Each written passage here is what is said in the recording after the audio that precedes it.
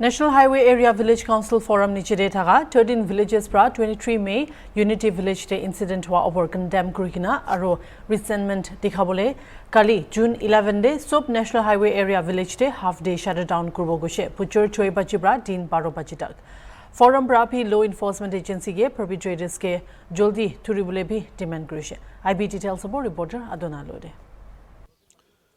23rd May Unity Village te Nscn-Khango'S laga Vice President bra tai laga cadres around 30 loigena Nscn-R laga finance kilonser laga gorte intrude kurigena attempt kura opor Unity Village ekla noigena National Highway Area Village Council Forum kan bi itu peaceful environment busti laga disturb kuri dia nimite takan itu condemn kurina perpetrators ke bi duribule demand kurina ahalaga se kintu itetak nadurigena thakanimire aro ceasefire monitoring cell laga office bi misuse kurigena tatihi shelter lwa laga opportunity takan itu condemn kurigena ahibule khali 11 June te National Highway Area Village jagate 6 baji bra 12 noon tak takan itu dukan bond kurigena takan laga resentment dikhawule itu black flag utaigena dikhawule khoyase aro mugan aji jani paise National Highway Area Village Council Forum Rabi Aji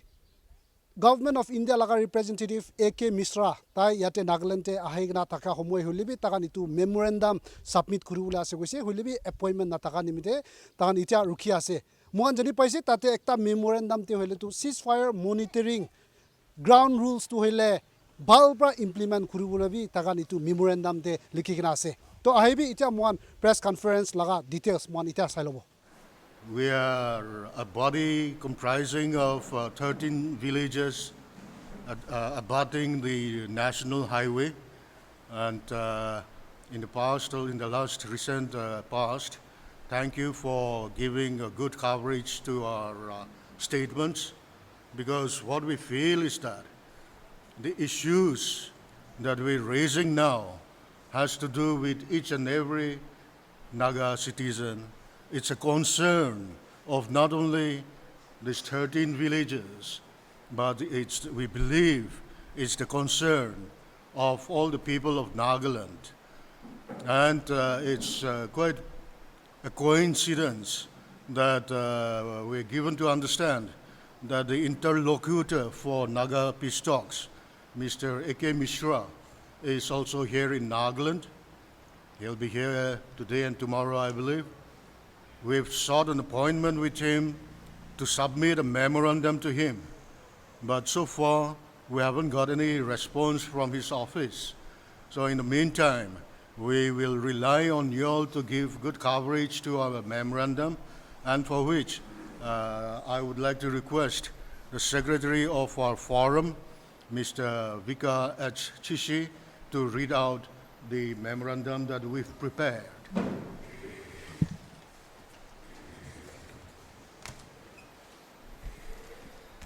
Well, thank you, Chairman, for the time. And straight away with the memorandum that we have drafted to give our interlocutor, Mr. A.K. Mishra. So these are the points. Memorandum to interlocutor for Naga peace talks, demanding strict implementation of the ceasefire ground rules and rectification of defects in the ground rules.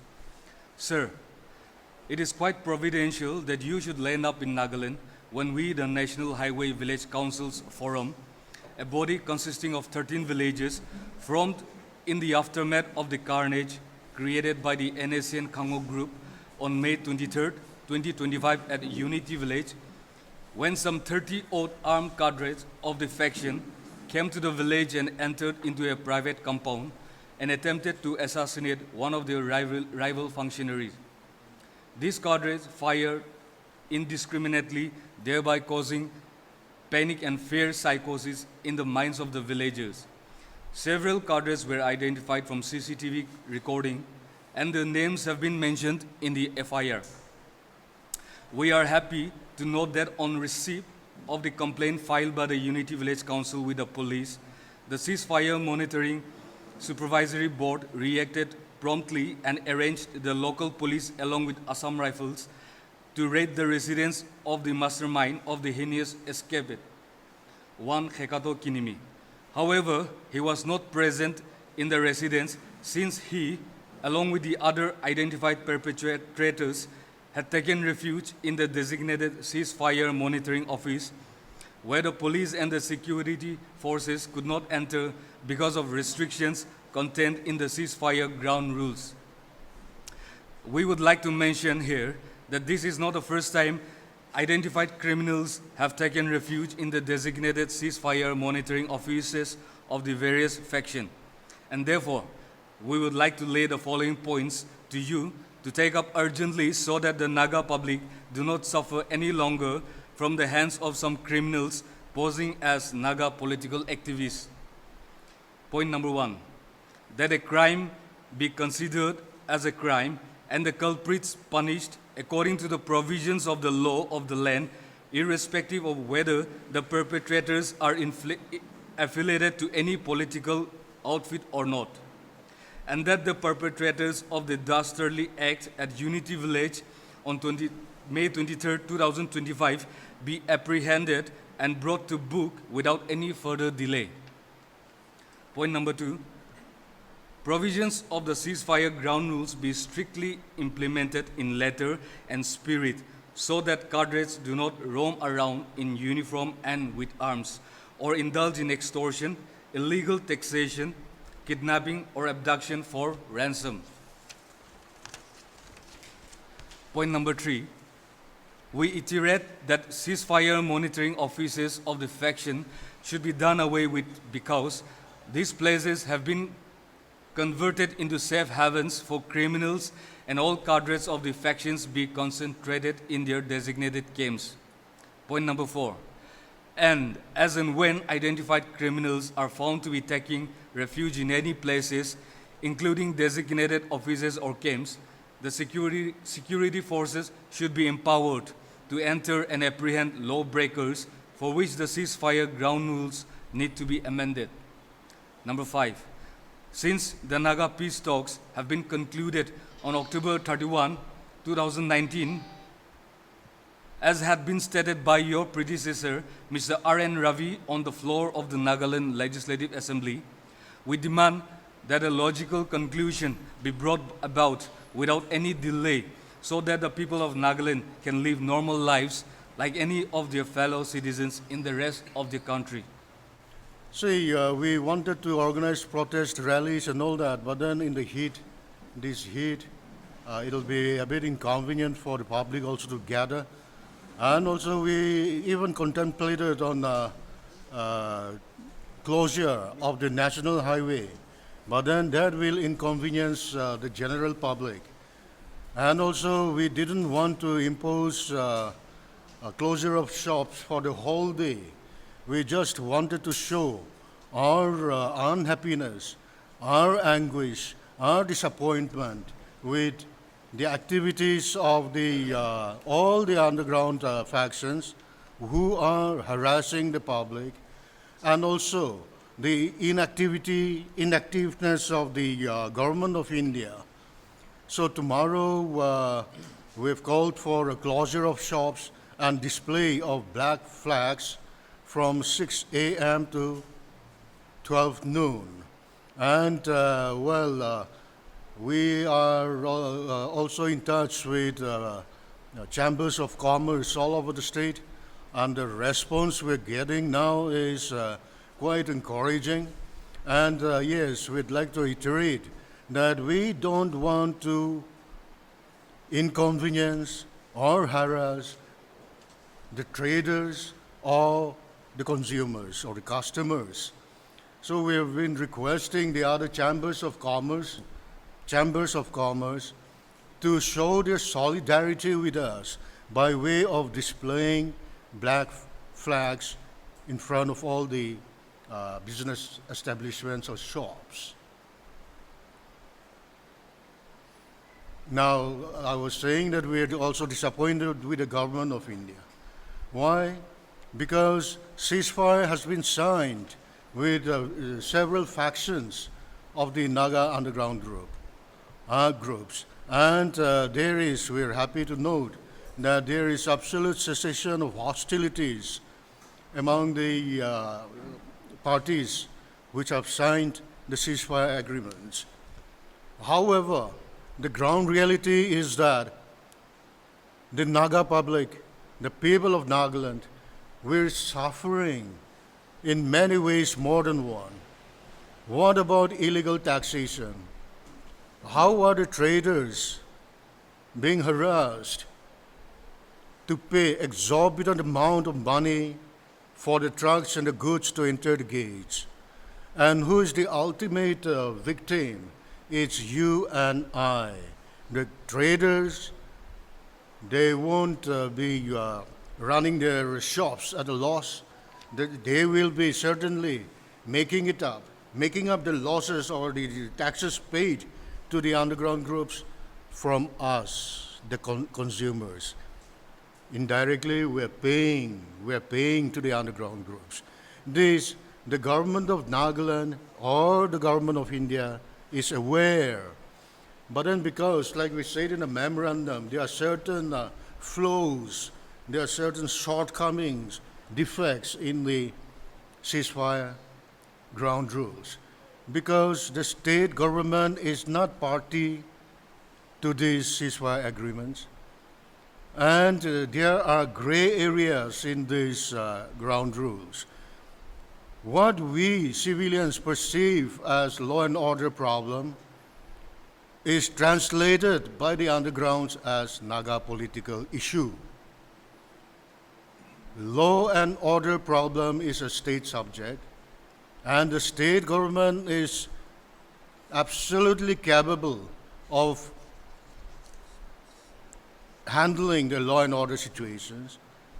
But then when these are translated wrongly as Naga political issue, the state government is helpless. The state police is helpless. We have very efficient police officers, very dedicated soldiers, jawans and officers, but their hands are tied. Their hands are tied. They can't enter into the ceasefire monitoring offices, even though they know that criminals are taking refuge there. How can this be? How can we allow this to continue? These are the defects that we are demanding that the government of India rectify at the earliest. The template that was signed of the ceasefire agreement that was signed with Nscn-Khango'S and Nscn-Khango'S decades back, they are still used as agreements with the other factions. And how many factions are there in Nagaland? I've lost count. And how is it that the government of India is allowing all these factions to mushroom up? If they have not signed any ceasefire agreements with the government of India, then these factions should be treated as armed gangsters. Under the garb of Naga political issue, we, the public, are being harassed by almost all the factions. What is the logic of all this? We fail to understand. So, the small movement that we've started, we want to prick the conscience of the Naga public as well as the cadres in all the factions.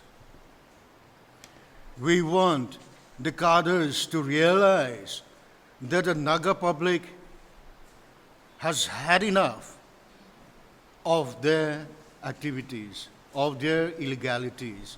We've had enough.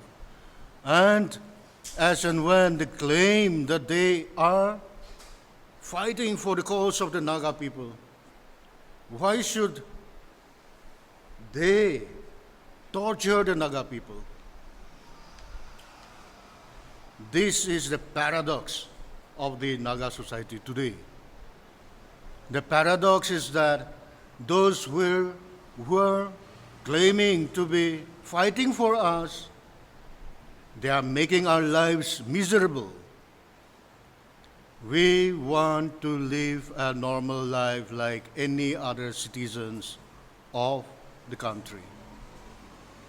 We don't want this Naga political issue to be handed over to the next generation. We want to see that this Naga political issue is settled in our lifetime. We want our children, the younger generation, to grow up to live in a society which is normal. We want our children to live in a society which is free from fear. We want our children to live a normal life. Thank you. Any questions that you'd like to ask will be here. What is the resolution? Has the National Highway Council's Forum taken any decision with regards to cadres residing inside the villages of the mentioned 13 villages? See, in one of our earlier statements, we have mentioned about going to the extent of ostracizing them. We know the Nagaland, the factions, most of them are Nagas of Nagaland only. And as long as they live in any village, be it in my village, in our jurisdiction, if they don't indulge in antisocial activities, we have no issues with that. But as and when they indulge in any activities that is considered to be criminal, then we will even go to the extent of expelling them from the village and ostracize them. When we are expelling bootleggers or drug peddlers,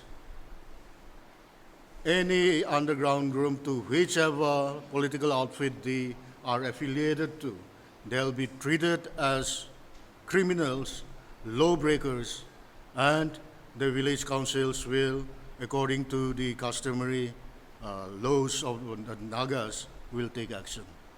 See, one thing we want to make very clear is that it all started with the unfortunate incident of 23rd May at Unity Village. We, the neighboring villages, we came together and we requested the administration, the ceasefire supervisory board, to apprehend the culprits, as many of them were clearly identified by the CCTV camera footages.